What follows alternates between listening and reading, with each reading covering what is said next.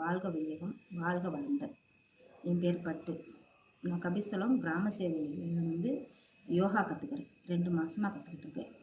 எனக்கு என் உடம்பு ரொம்ப வெயிட்டாக இருக்கும். இப்போ வெயிட்டு குறைஞ்சிருக்கு. காரணம் என்னன்னு கேட்டாக்கா, இந்த உடற்பயிற்சி, தியானம், இந்த மூச்சு பயிற்சி இதெல்லாம் செய்யுது. எனக்கு பனி நாளில் ரொம்ப வீசி எப்படின்னு கேட்டிங்கன்னா, பகலில் பேசும்போதே எனக்கு மூச்சு இறைக்கும்.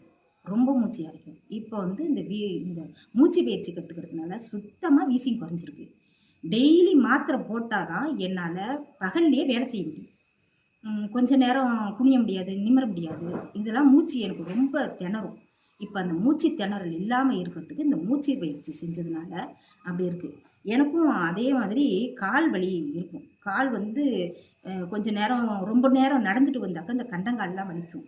இந்த மகராசனம்னு செய்ய ஆரம்பித்தேன் பாருங்க, அவ்வளோ உடம்புக்கு ரிலீஃபாக இருக்குது. கால் வலி இல்லாமல் இருக்குது. கண் பயிற்சி செய்யும்போது கண்ணுக்கு நல்லா இருக்குது.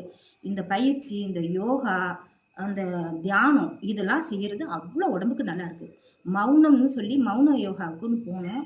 அது அவ்வளோ உடம்புக்கு ரொம்ப ரிலாக்ஸாக இருந்தது. மனசு அவ்வளோ லேசாக இருந்தது. நம்ம மனசில் எவ்வளோ கஷ்டம் இருந்தாலும் இந்த மௌனங்கிற இதை செஞ்சோம்னா, பயிற்சியை செஞ்சோம்னா மனசு அப்படியே அப்படியே பஞ்சு போல் ரிலாக்ஸாக ஆகிடுது. இது இந்த பயிற்சி சொல்லி கொடுத்த அந்த குருவுக்கு ரொம்ப நன்றி. எங்களுக்கு இந்த கிராம சேவை திட்டத்தின் மூலமா மகரிஷி